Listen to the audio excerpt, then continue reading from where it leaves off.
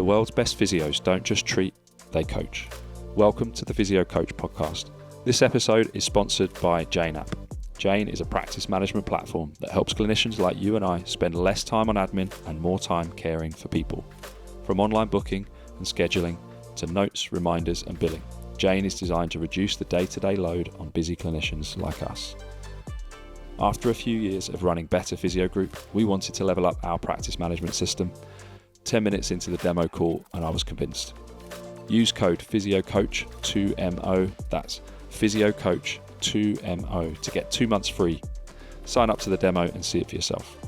This podcast is a product of Better Physio Group, provider of physio and PT services in central London, helping people in pain, suffering with injury to feel better and live better. There's physio and then there's Better Physio. Today's episode is a little different to our usual episodes. It's more of an exploration of technology in physiotherapy in particular, looking at past, present, and what might be in store in our future.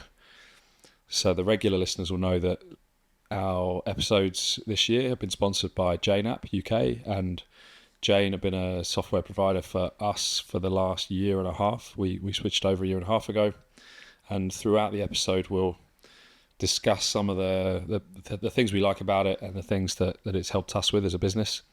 But an episode entirely based upon that might not last very long. So Ben Holeyman here from Jane has come in to talk about technology, and he's the partnerships manager at Jane. He's going to come and chat about his expertise within the product. Ben was actually the first person that I spoke to when I started working with Jane as a business owner. So he's well placed to help the listeners understand a bit more about technology and the product itself. It's going to be less about me hosting today's episode and probably more about us discussing on equal pars, I think, here, Ben. So just give a bit of an introduction, Ben, into your involvement with Jane and your expertise. Sure. So I'm coming up to almost 5 years now at Jane. It feels like it's gone in an absolute blink.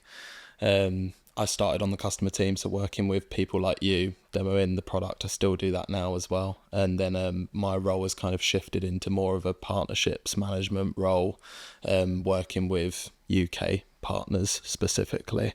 So yeah, I'd actually forgotten until that point that I did your demo as well back in the day. Now we're sat here talking on this. Yeah, well, it was probably about 10 minutes in when I'd suddenly realised just how much value we would get by switching.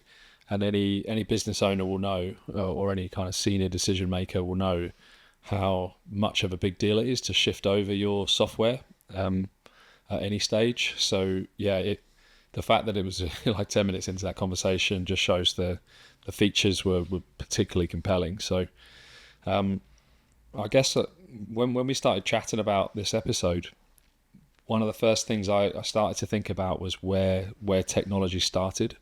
I remember some of my early placements being, for a big chunk of probably the first 5 years, most notes were paper for a start, right? There's a lot of paper notes. But even on placements, there was like fax machines were being used to send different communications to patients. I can't remember what communication it was, but I definitely remember fax machines being involved. And I think you said the other day that actually fax is still quite a big part of the medical system in Canada. Is that right? Yeah, so Jane's headquartered in Canada, but yeah, when we were talking about the planning, weren't we? It was just brought up that fax is still used out there. So yeah, that's why it's a field on your forms when you might be looking at it and thinking, why is that still there? Yeah, so thankfully we don't use fax anymore. Emails seem to be perfectly acceptable for the majority of comms.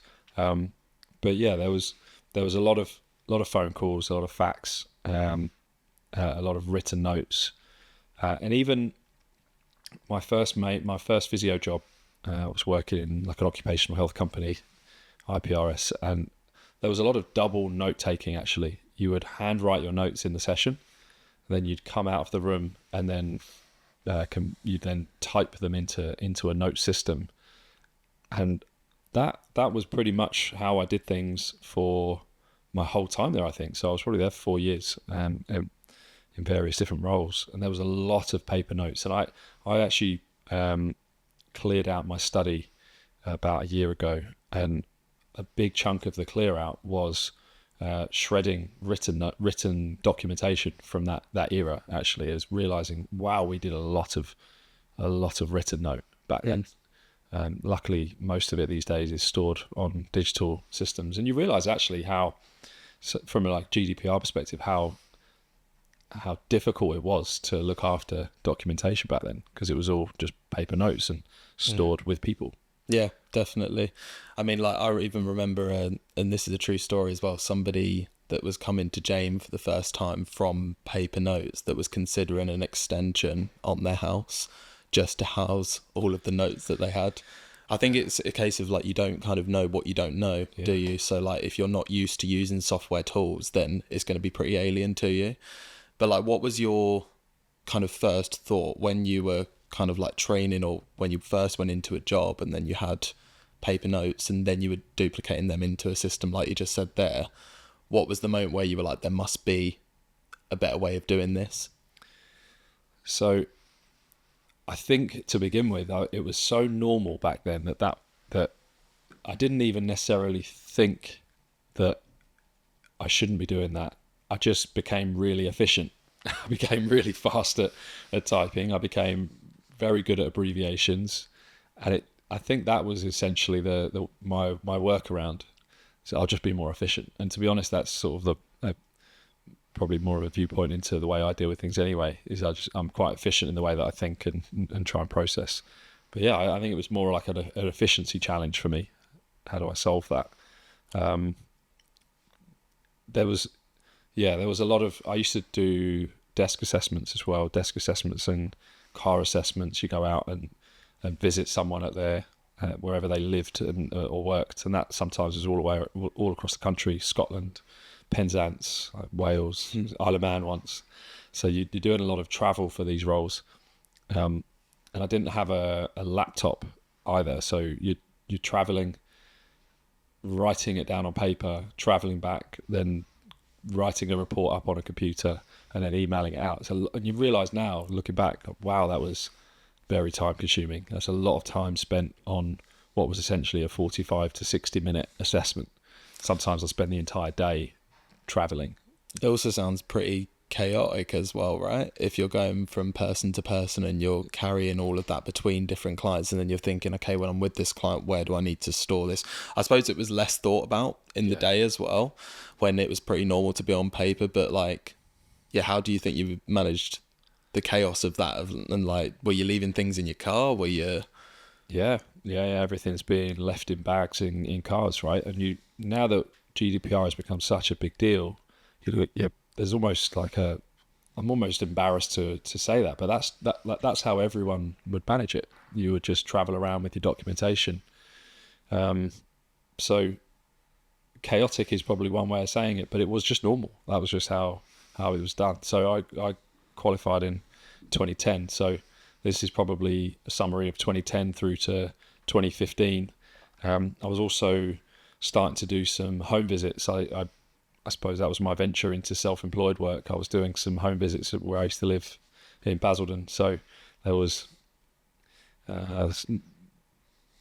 probably a few a week I was doing. But each one of those, I would travel out. I'd have a notepad. I started towards the end of doing that, probably 2014. I had an app on my iPad where I was able to store notes. So I started to do that. But as anyone who's tried to write notes on an iPad before, it's quite slow to type with an iPad. So it didn't feel like it was that much easier. It felt nice to be doing something digitally. It felt good because I was a millennial that was comfortable enough with tech, but it was still not that efficient. It's still a long way away from a proper laptop that can do it. I suppose you were jumping maybe at the first tool that allowed you to just get done what you needed to get done in a better way, but maybe not the best way. Would you think that's fair to say? Yeah, exactly. And I remember this system, this IPRS system, and there was the digital system was probably 3 or 4 different systems all trying to do different things, because it was, at that point, it would have been too complicated for them to build out one unified system. I'm sure now they've got that. They built their own one. So there wasn't like a brand or anything. They built their own one, which is impressive in its own right. But there was one for the notes. And for the bookings. There was another one for another part of the business. So you're constantly flicking between these different systems.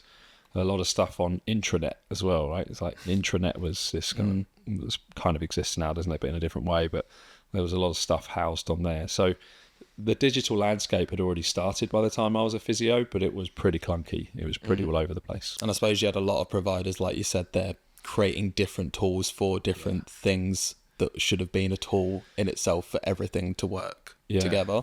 I remember they invested a lot of time and money in trying to unify this program into one system. And I can't remember the exact details, but it took them a very long time to do that. And I know they had a lot of struggles along the way, which just shows the complexity that was there at the time. Whereas, nowadays code could be written by AI, right? It's like there's all sorts of shortcuts that could be housed. But from I think from a physio perspective, my memory as a physio is that you're just spending a lot of time writing notes, and that's not the reason why you get into the job, right? You get into physio because you want to help people, you want to connect with people and help them feel better, and that's then you get it's a challenge when you're spending most of your time handwriting in the session, then documenting in your lunch break or whatever, and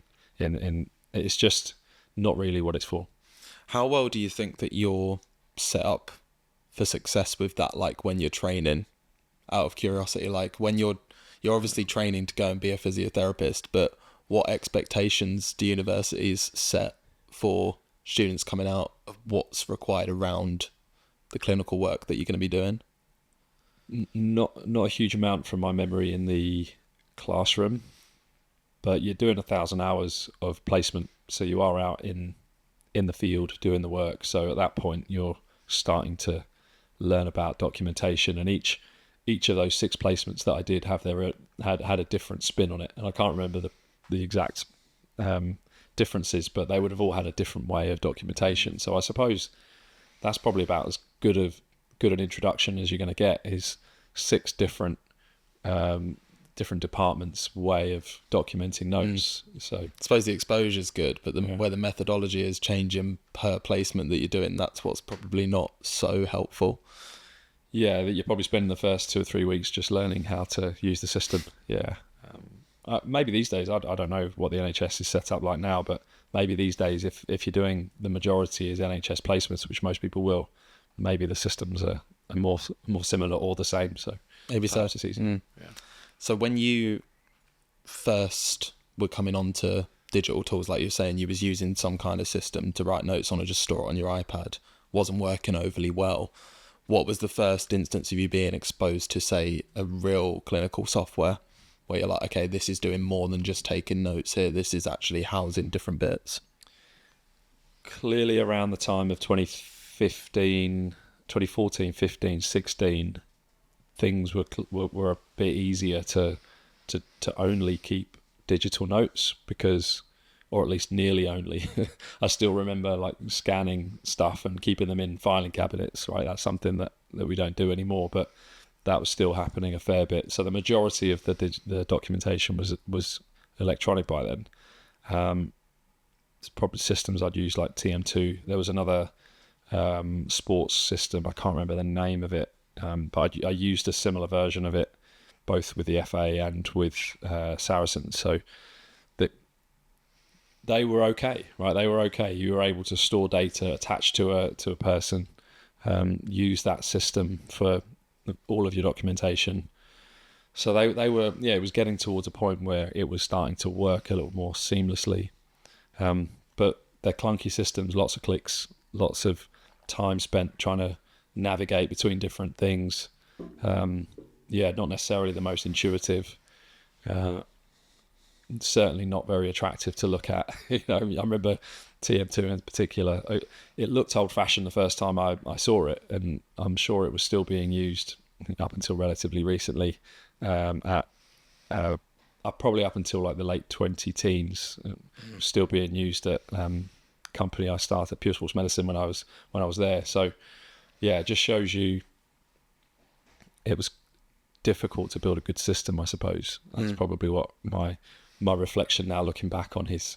Yeah, the landscape has changed massively in the last, I'd say, 10 to 20 years. I mean, Jane is like a 15-year-old company now, but even in that time, how things have changed. But like, what do you think, apart from just the notes in there, like, I suppose it's back to my original point, which is you're only kind of exposed what you're exposed to. You don't kind of know what else is out there. What other limitations did you find in that tool that you were using then that might not be note keeping? Because that's the first kind of clinical tool that's not just a note keeping tool.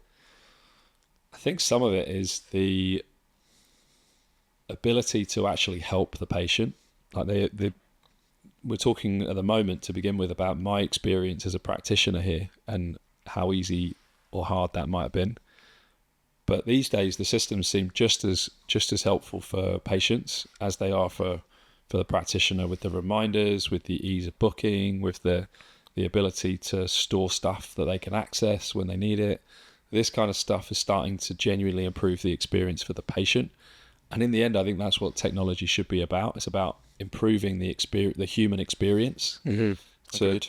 Not necessarily to replace the human, but to enhance the human experience. And I can see how there are some levels of human processing that are eradicated by technology.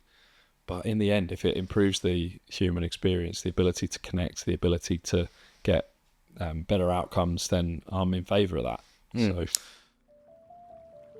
So some of you out there may be a bit like my colleague Simon. So Simon is a bit of a tech Luddite. He is not the best, but Jane actually makes things really easy for even people like Simon.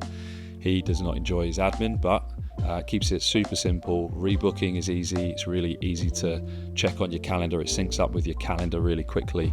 So he's able to see when his appointments are, who's booked in. He gets an email reminder for any changes that are made. He gets an email if anyone new books in.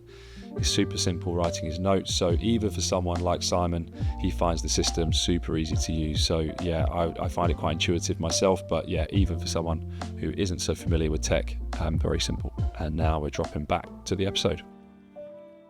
I mean, ultimately everyone, I think, needs business management. Like, these are the kinds of key things that you kind of expect going into a software, I think, but achieving in better patient outcomes and enabling you to do your best work as a practitioner. I think this is the, as we've said here, like the kind of journey that it's taken in the last 10 to 20 years to being less of a business management tool, but actually this is going to enable you to thrive a lot.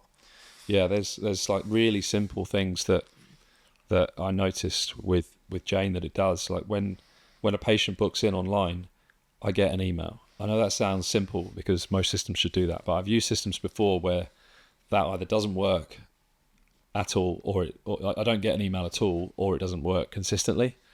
So you're constantly having to log into the system to find out whether you've got a patient first thing in the morning or whether you haven't. And that's not that helpful, right? It's like you've got tech that you're actually having to check on more than you would have had to before, because you're not sure whether it's going to be reliable or not. It should feel like an assistant in your back pocket, and it's doing exactly that for you. It sounds like, as you said, like it's a relatively minute thing, just getting an email when someone books in, but just knowing that something else has your back so that you're not caught short on something. Yeah, one of my patients speaks about Jane as if it's his personal assistant, right? It's like, oh, Jane has helpfully reminded me this morning at the right time. I nearly forgot that I'd moved this time earlier, but an hour before she reminded me, and then I suddenly realised I was here on time. And you can set that up the way your business needs, right? So it's quite what I really liked about the shift was that I was able to change it in lots of ways that suited our business. It wasn't rigid to the point of barely being able to change anything. Like, this is the way the system works. It was, you can individualize it, bespoke it, however suits you. So yeah, I've played around quite a bit with it, and I think it's got quite a lot of good modifications in that sense. Yeah.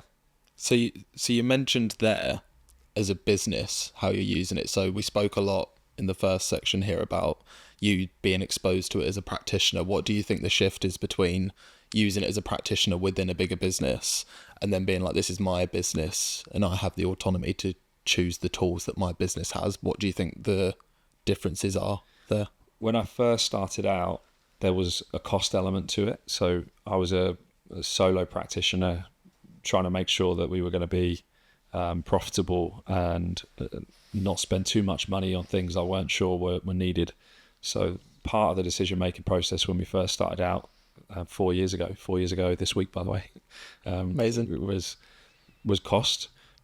There was still an element of being able to bespoke the system. So the previous system was chosen on those two factors, really. How much can we change it to how we want it? And also, is it affordable? I was recommended Jane right at the beginning by one of our previous guests, actually, Peter Horrobin. He uses it out in his clinic in Kent. He's been a big fan of it from the beginning. So I nearly came aboard then, but I couldn't quite justify it. But to be honest, I think now that I'm on the other side of it, it probably would have been a smarter move for me to just go for it from the beginning to save having to shift over. But look, you've got to make the decisions at the time and see what's right for you. And perhaps that was the right decision for us anyway. But yeah, that in the end, it was about finding a solution that helped us be more efficient and be able to do more with what we had. So being able to create better reports, have accurate data, and actually having card on file. It seems, now I say it seems like, well, obviously that's important because it's been such a game changer for us financially. Like we had a big chunk of debt that was building up in the business where we were struggling to claim back people's unpaid sessions and unpaid non-arrivals, cancellation fees. So it became increasingly clear to us that we needed to be able to store card on file so that we could,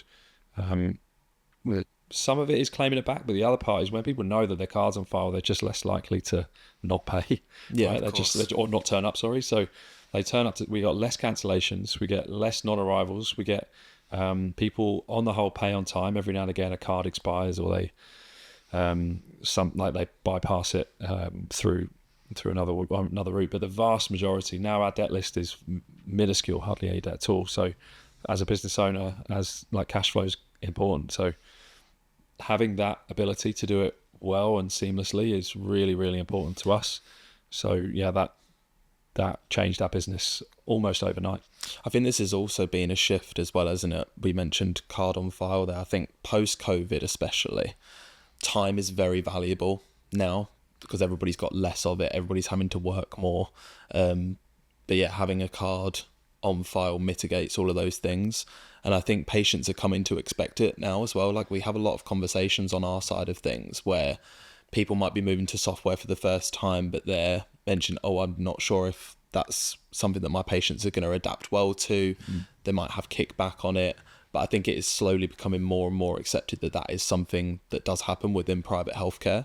Like even I've had this with my own appointments at larger corporate hospitals I've attended for appointments. You still leave a card on file. Yeah, and it's the restaurant concept, right? These days, if you go to a big restaurant, in fact, most even small restaurants do this now.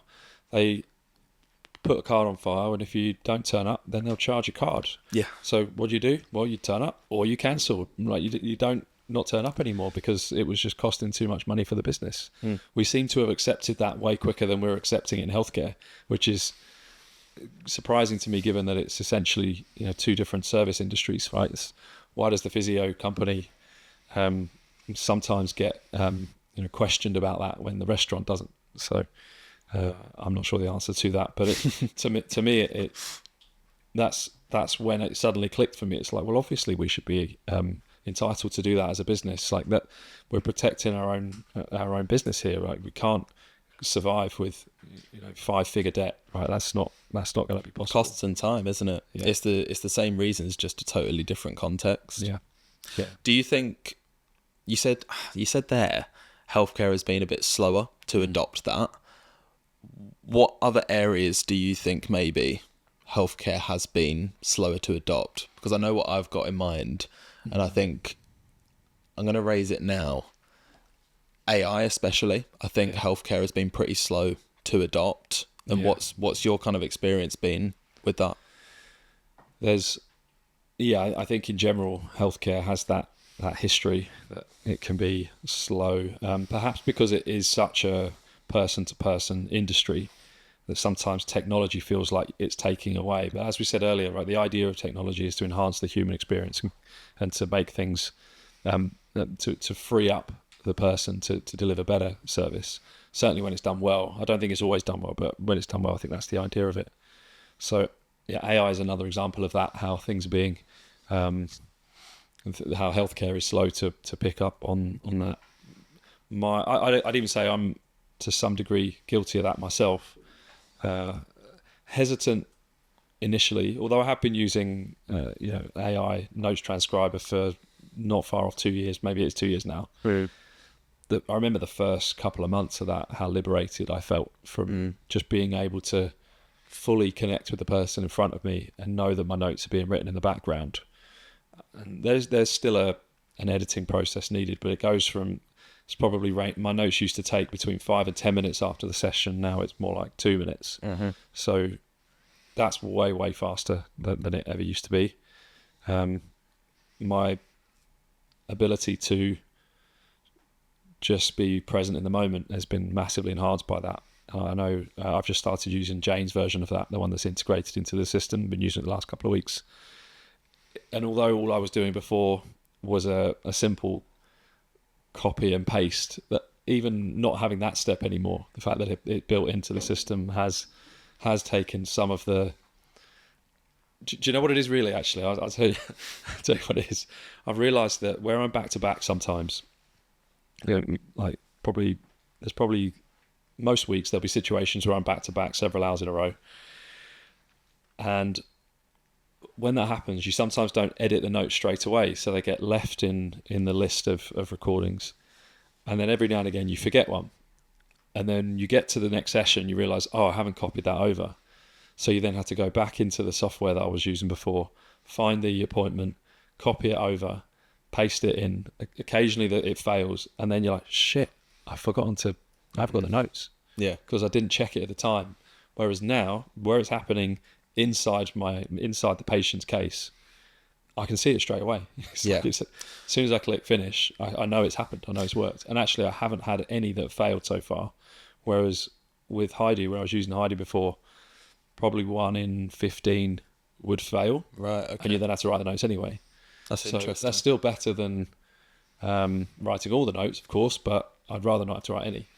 When you're not thinking that you're going to have to write notes, you're not taking the detail in the same way, perhaps. And I used to kind of write as I went along. So having to then reflect back and go, right, what did we do in that session is a little more challenging and a bit less accurate than just having it, writing it there and then, or having it listened to in the moment. This is the thing with manual steps, I think, isn't it? The more manual steps that you set yourself up with, the more chance you have at failing with those manual steps. This is the same kind of reason we put across with like integrated payments, like having payments inside your software rather than dealing with payments separately and then relying on yourself to record it. The more things that you have hooked up to one system, the less room that you're leaving yourself for error with those things. Yeah. I suppose that leads me to ask as well, like, what, in your perfect world, what would, say, an all-in-one system look like? What things would you like to see from your experience now with using a few different, and now obviously you're using Jane for quite a few years? If we're looking 5 to 10 years in the future, what would your perfect system look like? What sort of things would it contain and what things would be in there? So my exercise prescription process hasn't changed that much in the last 5 years, I would say. Probably 4 to 5 years. My exercise prescription hasn't changed. I've learned to be really good at using the platforms that I use in the moment. So in the session, for most sessions, I'll create it there and then. That's another evidence of the efficiency that I've become reliant upon. That if I don't do it in the moment, I might forget, and if I forget, it's really hard to recall back what we did in the moment, especially the details like what weight did we do, what reps and sets did we do for that, what was that thing that I said to them that was really important about the technique that we're done. So I do it in the moment, which isn't perfect because it's more evidence that it's taking away from the connection and the presence, but it's a necessity for now. There's also multiple exercises that aren't in the systems. Even though these systems have tens of thousands of exercises, you still find they don't have, probably 1 in 10, 1 in 15 aren't in the software that I'm using. So the future would be the ability for a system to be able to create that in the moment accurately. So I don't know whether that's potentially speaking and it's listening. I tell the system what I want it to do, or watching. I don't know. There's a camera that can then design it based on the demonstrations. I don't know, but that seems like the next step for me. That's the next bit that completely frees me up in the moment to fully be present and listen. It's ultimately video generation with AI, isn't it? Which I know already exists, but as far as I'm aware, it doesn't exist yet in our industry. Yeah, of course. When you've got healthcare involved with AI as well, it has to go through much more rigorous processing in order to get it to market as well. So that's probably why something like that doesn't yet exist. Well, as far as I know, anyway, within exercise prescription. I suppose if we zoom out on the whole AI lens in the healthcare, like you've spoken a lot about your experience with it, how do you think your team has maybe adapted to that?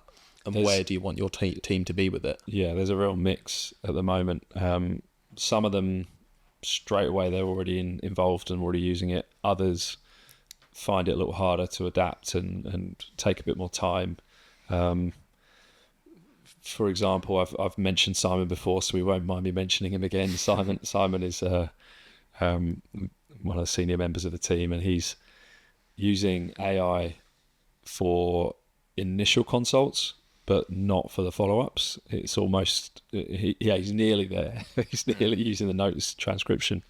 But what we have found about Jane in general is that it's so simple to use as a practitioner that it's freeing people up to do their job well. And what we keep saying to the team is like, don't worry about that stage, leave it to the admin team. And that's great to be able to say, because the system before, there was a lot of steps for the team to be able to do, and which means then we have to then keep an eye on stuff because they're not using it as much as me and the admin team.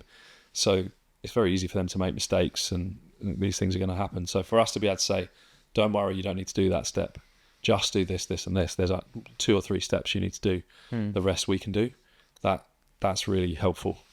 Would you prefer, as the owner of the business, to have like oversight on all of that, or would you prefer for people to have autonomy to be like, I'm going to try this thing? I just let them pick their own version of that. There's some people that don't want to learn it all, and there's others that do. So if they do want to learn it, I'm happy for them to become more autonomous. It essentially allows us to give them choice as to how they do it. And I know there's lots of ways of refining the access on the back end of it. So some people can have different accesses, for example. So depending on the business needs, you can modify that and allow more or less access for different people. It might even just be based on preference, right? Some people don't want to have to be able to modify things or change things. They just want it to be kept really simple. Yeah, and I suppose people will have different preferences in how they feel is the best way that's going to enable them to show up as their best selves as well, right? Yeah. Like maybe having too much access can be distracting for some people, right? So. Yeah, of course. So if we zoom out on AI again here, so we've spoken a lot about the exercise prescription. Where do you think it could go after that? And what do you think is the biggest concern at the moment? Is it data security? Is it that people are feeling, like we mentioned earlier, it's not really replacing you, it's enabling you to do your best? Where do you think it all kind of comes from there? I know there are some concerns around data security. That's way beyond my level of knowledge and interest, to be honest. That there are people that are smarter than me that can keep an eye on that concept, and when more information is available, I'm sure that will be fed back to me through various news outlets. So I can't get bogged down in the data security side at the moment. I know that the Jane side of things from AI is particularly particularly secure. So I'm able to kind of not worry at this stage. In terms of the clinical decision making, that's really interesting to me. I know this is something that's being developed and built upon, and I know there's certain studies that are showing that at times AI is better at clinical reasoning than a human, which to some degree makes sense. That's kind of what it's for, like big pattern recognition and working across masses of data. That's interesting to me. But in the end, I think a human will prefer a human to share that decision with them and to communicate that with them. So what I think it will become in the future is an aid to decision making, a prompt. Have you considered this? Have you thought of that? This might be something that could be worth looking at. Yeah. But AI can't get its hands on. AI can't really make eye contact, right? Not without a digital face going on there. So I don't necessarily know, but I see certainly good quality physiotherapy remaining with the human for many decades to come. Certainly. And with AI coming in to support really great decision making, which sounds like a good thing. Again, right? We keep coming back to it being an enhancer, an aid. I don't see a problem with having a prompt coming up on my screen. Have you considered this potential diagnosis here? And then me rethinking again and going, that's not relevant for now. Let's keep that in the back pocket, right? It's like it's an aid to your decision making rather than a replacement of it. Yeah, it gets you thinking, doesn't it? I mean, You see it at the bottom of AI chatbots. They have to put it at the bottom, don't they? Which is like AI can make mistakes. Make sure you check all of your own work. Yeah. But that leads me to kind of think, like, do you think, you've said in decades to come it's going to be very human-led still. Do you think there's anything that will be able to do eventually that maybe the human won't be able to do? Yes, but it's not about what it can and can't do. It's about what do people want. Yeah, of course. What do people want to experience? And I think that on the whole, if anything, like the manual therapy wave will come back again, because that's what people do like manual therapy. They enjoy having some level of hands-on care. Just that human connection comes back again, right? But there's clearly going to be things that AI is already better than the human in lots of ways. It's just, is that really what people want from an experience level? Is that what people want to come to? Do they want to come to a facility and sit in front of a bot, a screen? I highly doubt that. No. I think what it will do is, on the business side, is really maximize people's thoughts on experience optimization. How do you make someone really appreciate their time, really value the experience they have? Not just, is this a good physiotherapist? Is this a good physiotherapy clinic? Is, do I enjoy the experience? Do I get something beyond a good clinical outcome at this practice? Because there's plenty of good physios out there. Yeah. Do they connect with a person in a way that helps them really feel special and help them want to keep coming back to keep pushing their health outcomes in different ways? I think that's what it'll likely come back to. And if AI is there in the background, freeing up the person to keep connecting in different ways and maximizing experience, then I'm comfortable with that. Ultimately, it's trust, isn't it? I think when you attend a healthcare appointment, you're looking to trust the person that you're sat opposite to. And I think this is kind of why we're at a bit of a funny stage with AI right now, because it's very new, it's growing very rapidly, and I think people are struggling to trust it at the moment. And I think that's both from patient side and practitioner side right now. Yeah, I think there's another part to this as well, is that for small problems, like day-to-day trivialities, I think AI is going to hoover up all of that. I think AI is going to come in and solve simple issues.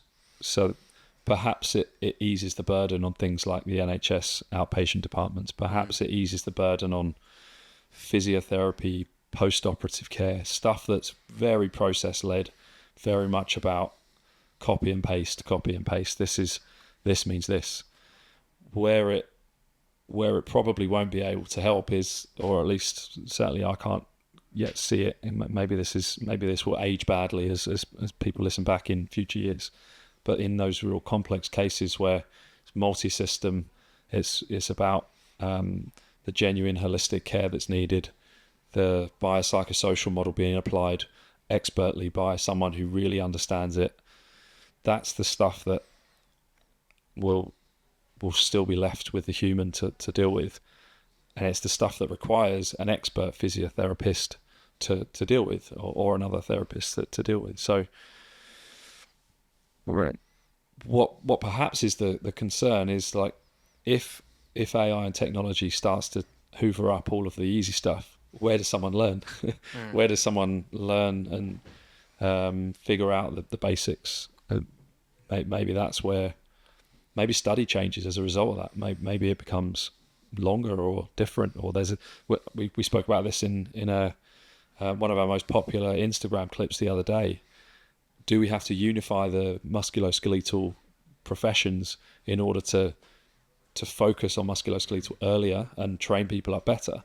Maybe that's what AI will force us to do, that we have to specialize in MSK a bit sooner in order to really focus in on the fundamentals of MSK and not just the fundamentals of physio, osteo, chiro in a separate way. So that's maybe something that gets fast-tracked perhaps as we move towards solving more complex problems earlier in our careers, and as a result needing to specialize a bit earlier too.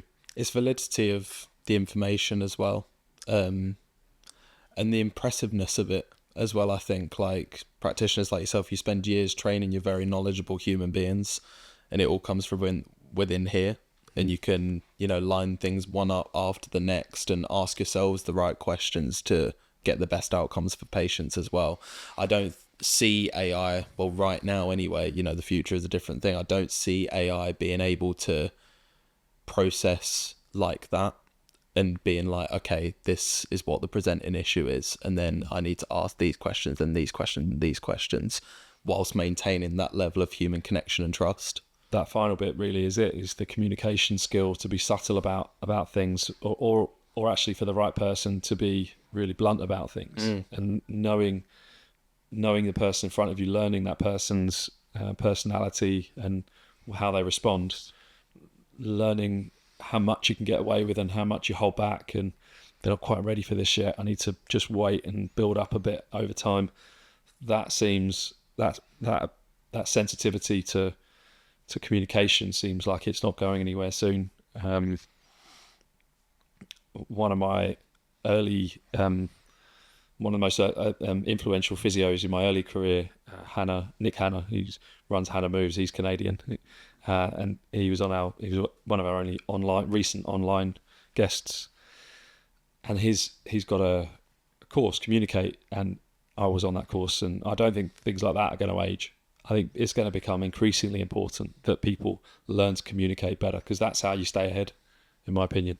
You learn how to communicate well. You learn how to understand the human and find the right timing for what you want to say.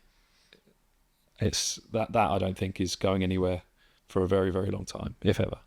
Because AI is very matter of fact, right? You ask it a question, it's going to give you it very plain text back to you without you can obviously prompt it to do these things, but you need to be able to be quick and on the spot with all of these things and respond to the room and the environment that you're in. It could be quite sycophantic as well, right? It could be very much telling you what you want to hear, depending on prompts, right? It can, maybe if you ask it, but then some people won't know to do that. Some people won't want to do that. So it can potentially be feeding a biased opinion to serve the person in front of it. So I think for now I feel very safe in my job, and I just get excited by the opportunities for it to make my job better and to help our business to grow, to help more people, to really, like, we as a business, we love to solve complex stuff.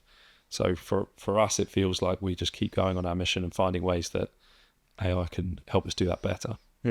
I suppose it's back to that original point, isn't it? Like, you want AI to enable you to do your best work rather than AI to do your work for you. Like, I even have this in my job. Like, I'm always kind of searching for ways that I can be more concise or reclaim time using AI.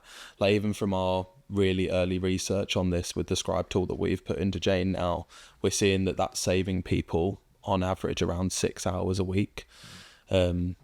So you can reinvest that however you like. If you want to see more patients and help more people, you can certainly do that, or you can kind of use that to do whatever kind of brings something that you want back into your life a little bit more. Yeah, I guess that's something that I end up replacing with kind of business work to some degree, but others maybe they'll spend some time learning, maybe they'll just spend some time in nature, doing something they enjoy. I think I've read a lot of Yuval Noah Harari stuff, and it's my favourite book of all time is Sapiens. Yeah, absolutely love it. And the one after that, Homo Deus. The first bit is how do we understand history in terms of where we are now, and then it's what's our future going to look like if we carry on at this trajectory. And it, ahead of its time, perhaps, was very much talking about AI and the modified human, Homo Deus being this kind of modified human, artificially modified.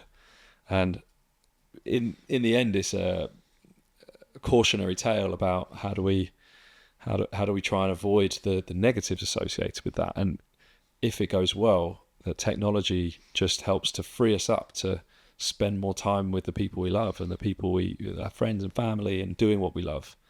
That, I mean, maybe a little idealistic, but that sounds like the kind of thing I'd be working towards, is having technology do stuff to free me up. And at the moment, I'm guilty of technology frees me up to do more work. And in the future, I hope that I get to a point where technology frees me up to spend more time with friends and family. Because I suppose, like, although I think people within the allied health kind of business space, a lot of people kind of feel like it's a calling for them. Like, feel like I'm here to do this and I'm here to help people.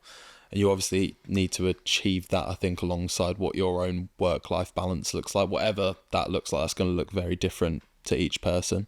Yeah, you can only help people if your cup is full, and if your cup's full and overflowing, then you help people with the overflow. So that's the way I understand it. It's that if I'm depleted, and actually we're talking on the eve of my summer holiday, so not quite the eve, but it's coming up, and I can feel that actually now. I can feel that I need to go away and recharge and build that energy back, so that when I come back in September, my cup is full and overflowing, ready for people to benefit, both my business and both the patients that I see. So yeah, I recognise that need, and what I'm seeing in my future is a 4-day work week as well. At the moment, it's probably more like 4.5.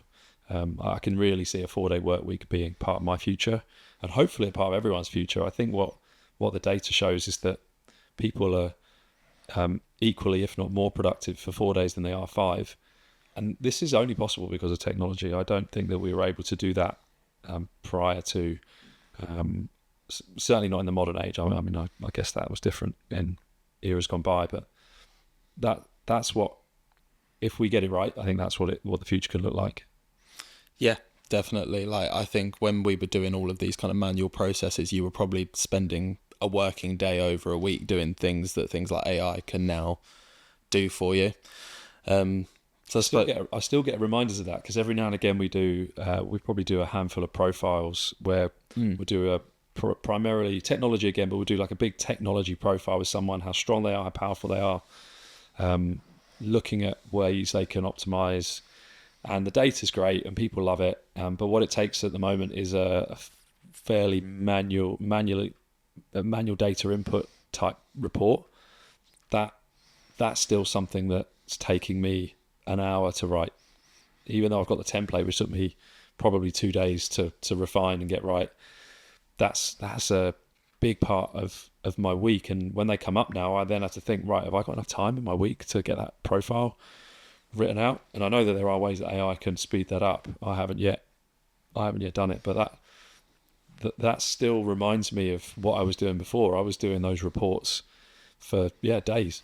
It was taking me days to write out those reports as I was traveling around the country doing and desk I think assessments. There's a caution, isn't there, if you want to use AI for those kinds of things that you might be spending an hour on. It's kind of like, I think practitioners land themselves on, like, where do I actually start with this, and how secure is it that I'm feeding patient data into this tool? Is it ring fenced? Is it not?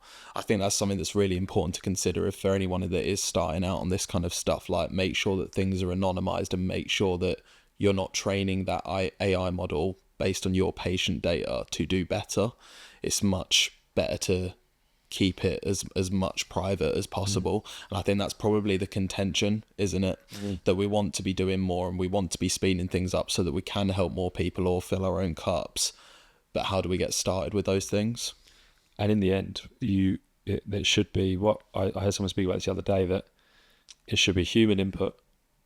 AI can do the grunt work and then human review, provided you have that human bookend of your AI work, then that helps to maintain the humanity of it. I think they were talking about a contract they'd come across, and it was so clearly AI written that they just sort of chucked it straight back and just said, no thank you, this is clearly an AI contract that hasn't had a human look at it. There is no way I could agree to this. It's ridiculous. So I think I'm sure plenty of people have had those experiences where you could just tell. It's like when I'm on an AI chatbot for whatever it might be, let's say my utility company, you could just feel it's like, and you could say to it, I just want to speak to a human. Yeah. This is not helpful at the moment. The biggest giveaway is there's a load of dashes everywhere in the text and they forget to remove them. Yeah, so I personally get quite frustrated with that. I know sometimes it can be helpful and I appreciate why companies have it, but it annoys me. I feel like people sometimes might even see it as cheating as well, especially in this space as well. I think where patients expect a certain level and they're paying for expertise as well, they expect it to come from a human. But I think maybe the younger generation, I'm going to say with this as well, I'm expecting more practitioners to adopt things like this to get them to do their best work and to enable them to do more and to help more. Yeah, it's an interesting flip on that, really, is that people coming in and seeing you type it away on your computer, people are going to like, why are you typing away on your computer? Why are you not present in the room? Because that's now being recognised as the norm, right? It's like, well, surely you should be with me here. I'm paying for a service here, and you're not even looking at me. Yeah, so it creates a different experience, I think, altogether. Like, I went for a physio appointment, and this was like a good few years ago. So AI Scribes were they were new, and I went in to see this senior physiotherapy at a local place near me, and he kind of just the way he launched it with me, he just said, I use an AI tool to do my notes. Do you mind if I record them? And then I spoke about what I kind of do at Jane, and he was really interested in that. We had a little conversation about that first. And then he put this thing on, and it was just a very different experience as to how you might be used to treating, because obviously you're on a scribe tool. You need to tell the AI what you want it to do, and you need to give it the information that you want it to scribe. So as he's assessing my shoulder, he's kind of speaking out loud as to all the things you'd usually internalize. So I think on the one hand, it gets you away from the screen and gets you literally more there with the human. But on the other hand, you know that they're also kind of talking to the AI whilst talking to you as well.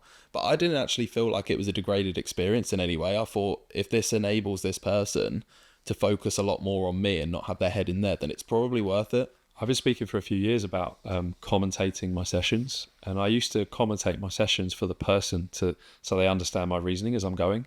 So I'll be doing, your shoulder flexion is moving this much, and in my head that means blah blah blah, because what I think that helps with is they're coming along that journey with me, so they're understanding with me. So by the end there aren't surprises. It's like, oh, remember when we did this? For me, that means that this is the provisional diagnosis that because of that. So it wasn't a big leap for me to do that. I was already doing it. There are certain bits now where I do have to say it out loud, like the precise measurements that I take. Yeah, you have to say it. I have to get used to saying it out loud. But that, because I was already commentating my sessions, it wasn't a huge leap. So I would agree with you. I think it can be another way of enhancing the experience for the person, because they're just being brought along on that clinical reasoning journey with you.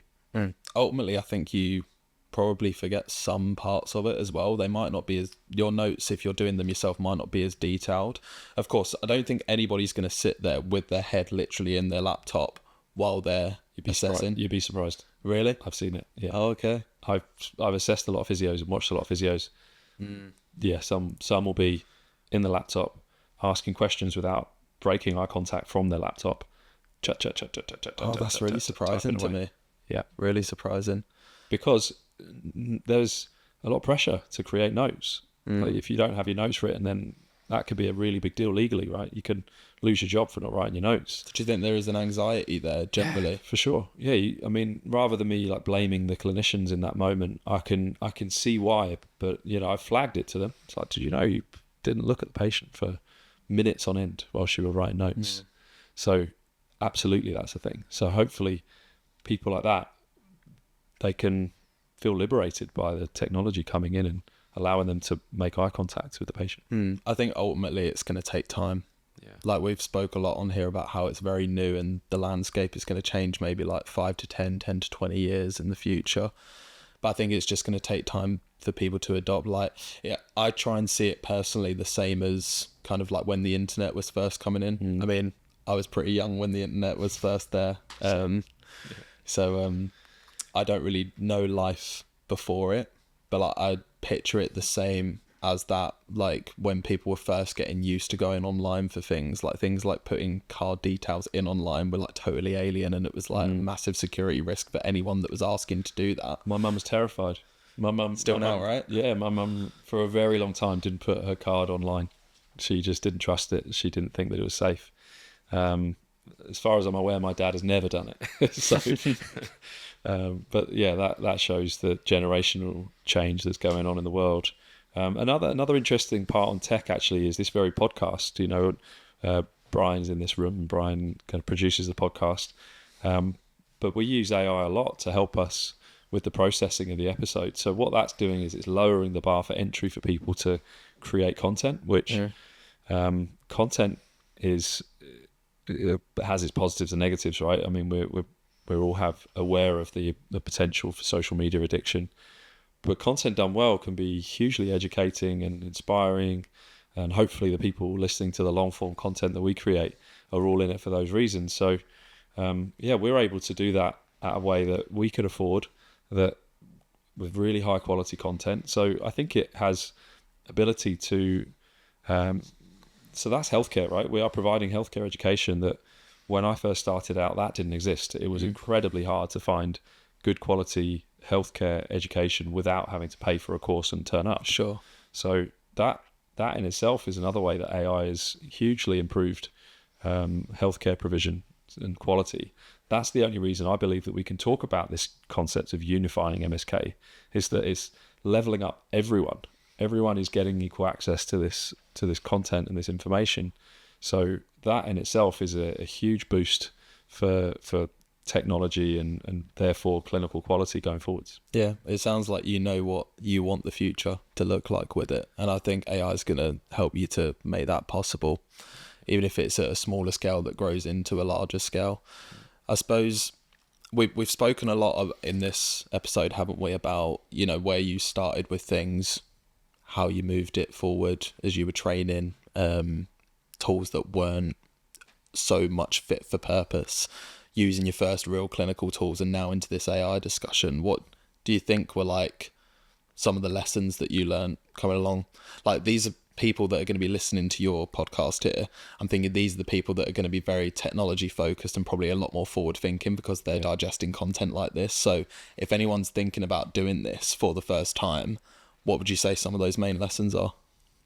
So when it comes to, let's talk about being a clinician first. Is that to be a really good clinician, I believe that you need to create really clear plans for your patients, both in terms of helping them understand the diagnostics and what they need to do in the early sessions. Let's say like the first 1, 2, 3 sessions, the person should have real clarity over what the plan is. That's not very efficient to do verbally. If you do that verbally only, we know the stats, and I might slightly butcher the stat here, but the way I always recall it is that 50% of what you say to someone is immediately forgotten. 40% of what is remembered is misinterpreted, which it essentially suggests we have to be writing this down some way and giving it to them, whether that's an email, whether it's a written plan that's handed to them, whether it's a digital copy of that plan and email to them, whether hopefully, we're saying about what can AI do? Can AI please write me that plan as we're in the moment and as I'm saying it, to then send off to the person after it? I'm sure it probably can. So if not now, very soon. So that's the kind of way that I see technology really enhancing the planning stage, to then be able to, which is what I do now, is create a very specific exercise plan for that person. So not an off-the-shelf or not a print of 15 to 20 random exercises. Like all the exercises would have been done in the session and created and sent off to the person. So how do you integrate a system into your routine that helps you to do that well, that provides a seamless seamless transition from the practice of those exercises in the session to taking them into their home, taking them into their gym, whatever they're doing, to be able to easily pick that up and go, that's now what I need to do. I'd forgotten about that, right? That's what we're saying, right? And I think on the exercise side, I bet it's even higher than 50% and 40%. I bet it's like 80% of what you say has been misinterpreted, because some of the things people come back doing is nowhere near what you said it, unless you have some kind of follow-up. So that's like session 1, 2, and 3, plus your notes being written in the background. Then the ability for having really accurate notes to be able to recall back. Actually, this is huge for me. Before AI transcription, my notes were reasonably detailed, and especially my plan, so that when the patient's coming in, I'm having a look over their previous notes. Straight away, that plan says, check this, ask them how their holiday was, check in on that pain in their heel. What was the clarify about what the doctor said, right? I've got this stuff that's already there to prompt me. That's my AI prompt. It's like it prompts me to anchor me back into that session, so that I can then straight away get into the flow for that person. And provided that plan's good, the session starts really well. If I've forgotten to write the plan, or I've forgotten to write the notes, or I've forgotten to copy over the notes, it's chaos. I could probably pull it off these days, but that's not a seamless journey for me. If all that's written well, if I've got my objective testing all written out in a nice way, I can easily scan back through the notes and copy and paste it and bring it back to the session, and then be able to go again. The subjective stuff I don't read back through as much as we go on, but some of that objective stuff really important to retest, right? So you need it there. Some of the exercise stuff is really important to be able to see accurately. The plan, really important to prompt me to get me into the flow for that person. And obviously it can change, but for the majority of people, it should flow through session by session really accurately. That's what technology helps me do well. When it's done properly, that's what it does. If it's paper notes, it's not there. If it's a clunky system that hasn't saved properly, or I've forgotten to copy and paste it and I'm doing it in the moment, it doesn't help me. It's difficult. So in the end, you can hear how over the years I've learned to integrate technology into that process. Emailing, WhatsApp, right? We have a business WhatsApp. It's provided a really easy way for our patients to get in touch with us, so that they don't wait until the next session to ask a question. We encourage people, here's our WhatsApp number, please use it. Our admin team have it. Our clinical team can be highly, they can be forwarded messages. Please let us know. Like we want to hear your problems, so that hopefully that enhances care again. It's creating more connection, human to human. So in the end, I think that's where I will keep asking that question. Does this help us to do our jobs better? Does it create better human experience, a better human connection? Lovely. Yeah. I mean, with WhatsApp as well, just as you were talking there, it kind of is creating an informal formality, isn't it? You want things to feel friendly and accessible to people, and everybody has phones. Being able to actually message a team via WhatsApp now, rather than having to send an email that feels like a really formal thing, I think is what patients are looking for when they're looking for trust, like we've been saying. You can just send a voice note, right? This is what I'm getting good at. It's like someone sends me a question, asks me something. At times I might wait till the session, but other times I'll just send them a quick voice note back. patients really love that. They really appreciate that. That's experience. That's going above and beyond, and they really like it. Sometimes I won't need to send a whole exercise program. I'll just send them a video in WhatsApp again of them doing the video, them doing the exercise with a little description on it. Done. Other times I might send a 4 or 5 bullet point thing from the session, and I'll do it in front of them. I'm saying, like, just want to write this down because I don't want you to forget it, and it's important. This is stuff that we've been covering today. I'm fine with that. I forward them stuff. I was recommending a supplement brand to someone the other day because I use it. I was like, oh, you should try this supplement. Forwarded it to them on WhatsApp. Like, I don't see how that is an issue. I know some practitioners shy away from handing out their personal phone number, but that's where you can just get a business WhatsApp, of course, right? Separate it, like, have boundaries, fine, no problem with that. But it's really good to maintain the connection for some people, and not everyone uses it. I'd say less than 50%, probably less than 30% of our patients regularly will communicate with us via WhatsApp, maybe even less than that, in fact.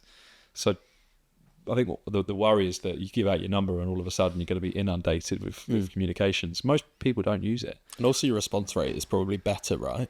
Yeah. Than, like, on emails. We've actually just started this at Jane as well, like giving people an option to get in touch with our business WhatsApp if they need help with stuff. Just as like an extra support channel, because I'll be using it. Maybe I shouldn't talk. No, it's fine. And then you mentioned a lot in there about like patients as well, and like creating a patient experience. And like previous point to this one, you've been saying about like how, you know, retaining the information that's being given to patients, then they come back and then they're doing the exercise. You're like, oh, this wasn't what I described. What do you think? So we spoke a lot about the future with practitioners, business owners. What about patients? How do you think they could leverage this new wave of technology and new era of technology to get better outcomes for themselves?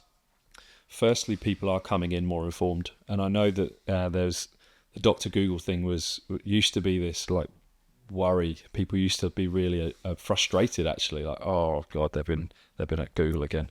But I've always thought that's a good thing, because it means that someone comes in with questions and they've come in shown that they're willing to learn about the problems.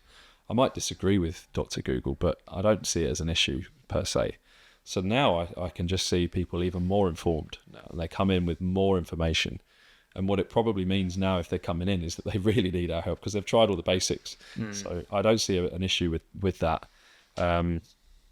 What I think it will just keep doing is increasing the expectations for people, because the other part now is that AI is going to get really good at highlighting genuine authority in the market. So it will help people find the best physio in London, the best physio in Manchester, the best physio for knees. That AI is going to help people find that.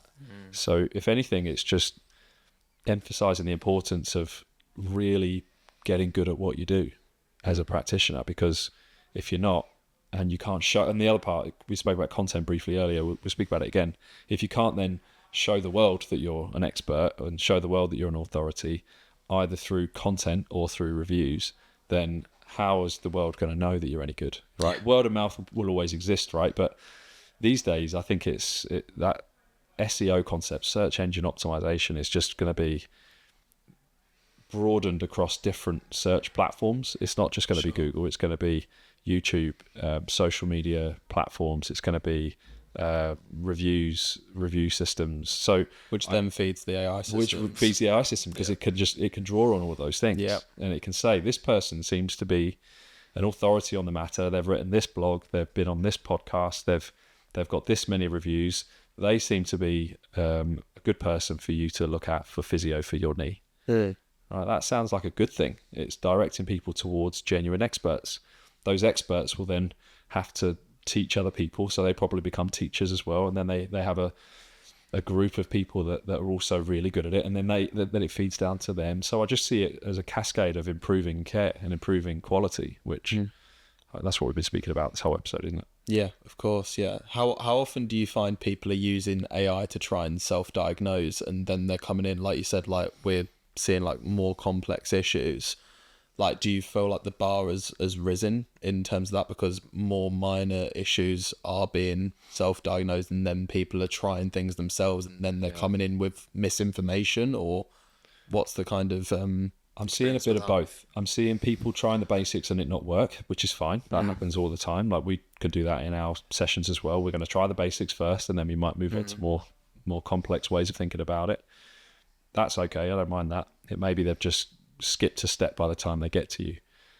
But certainly at the moment, based on the content that is available to AI's discoverability, it's clear that sometimes the wrong information, inaccurate, unhelpful information is shared by AI. Of course, yeah. Let's use the deadlift as an example, right? One of my favorite things to talk to patients about is how good a deadlift is for their back pain. It's really important to help build strength, build confidence, get better at lifting things in day-to-day life, build strength for longevity, all these things that we know is good, that the deadlift is good for. But there's plenty of people out there that talk about the dangers of a deadlift and how bad it is to lift with your back, and how you shouldn't lift with a curved spine, and all these things that the modern day practitioner will not necessarily believe in that. So that's still something that I am myth busting on with many people. They said, "Oh, I've looked into this, and AI says that I shouldn't be deadlifting for my back pain." So I'm good enough at communicating to be able to spin that around with most people, and I can't think of many cases where they still disagree with me by the end of that session. But that's where I think it again, though, like, it needs the human output. You've got a human question that goes into AI. It comes back to a non-educated human, someone who doesn't understand about musculoskeletal care with the patient, and that's not necessarily a good loop, because at the moment we can't always trust it. I can see why the temptation there, because I'll do the same. If I'm reviewing something, trying to find out information about something I'm not an expert in, I'm happy to lean into AI. But the deadlift example shows that we can't fully trust all the information that's out on the internet. Therefore, we can't always trust the guidance given by it. So if it's not working for the person, for the patient, if they're still struggling, then they should question it. But I just see it as our responsibility as ethical practitioners to just keep providing better information online. We'll be the authority on it. We'll keep providing evidence that deadlifts are safe after all and they're good for you. Right. I see it as our responsibility. But I can see the moral quandary there, that it can both be helpful but also unhelpful at the same time. And practitioners are learning more and more all the time, right? Like, with different types of patient that you see, different types of injury that you're treating. Like, I suppose the first iteration of misinformation was probably Wikipedia. I was just thinking about, like, when you were saying AI there, like, when we'd log on to Wikipedia back in the day to get some kind of fact about something, and then there'd always be that one person who would say, well, anybody can write anything on Wikipedia. Yeah.